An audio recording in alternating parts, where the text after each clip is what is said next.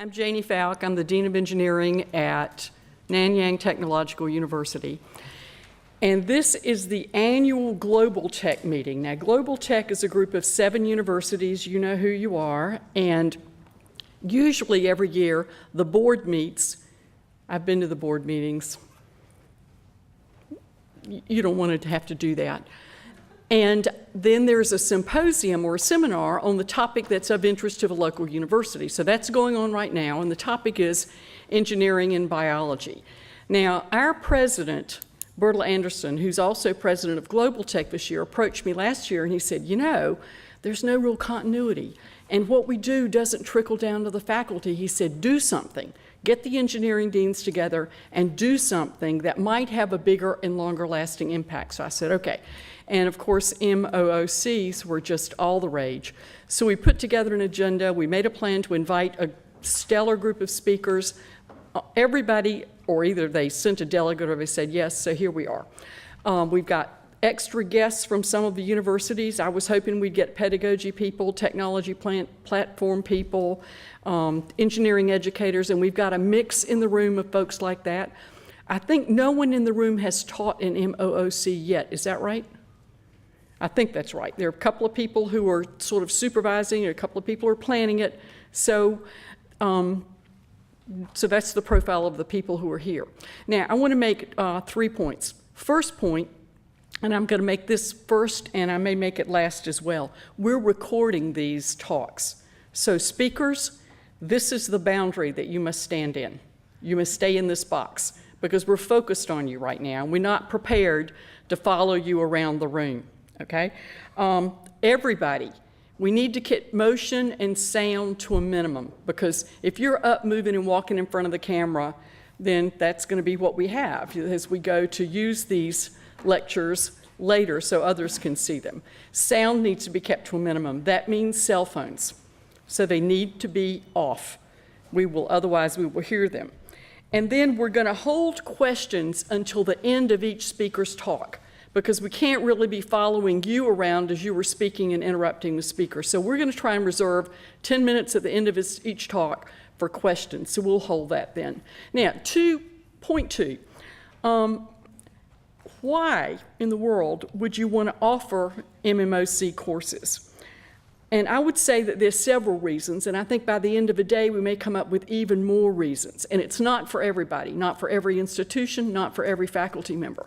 But if you already have a substantial distance ed program, maybe you should think about it. If you've already got an online activity, maybe you should think about it.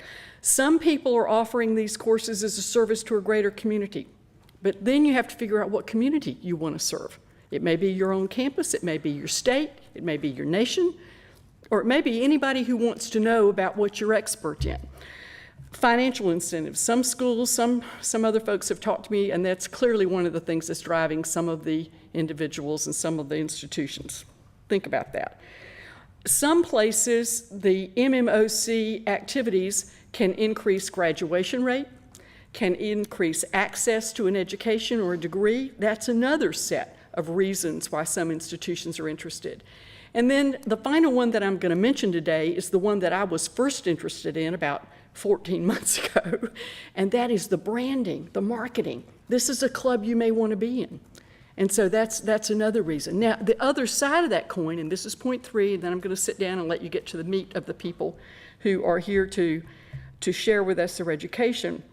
And that is what are some of the issues associated with your students?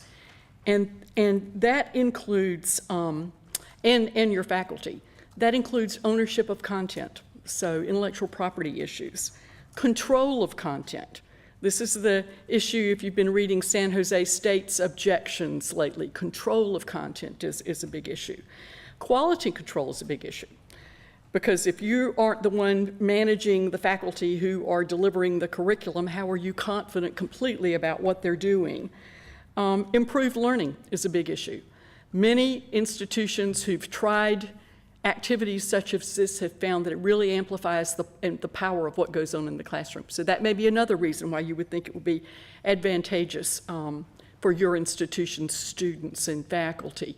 Now, I think The main point that I have for bringing us together today is not because I think our university should be doing this. Certainly when I created it, our university was not intending to do this at all.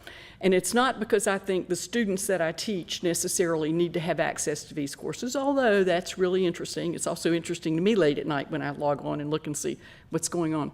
I think that a group such as this group needs to know what's going on. So my driving force for putting this together is to bring together a group of people who can educate us and increase our awareness of what is clearly a disruptive development in higher education. Now, I'm going to flip through. I think I have a couple of housekeeping slides. Let's see. All right, so here's the outline. Does everyone have the program? Everyone has the program, so you can see that we've got 2 speakers and then a coffee break and then 2 speakers.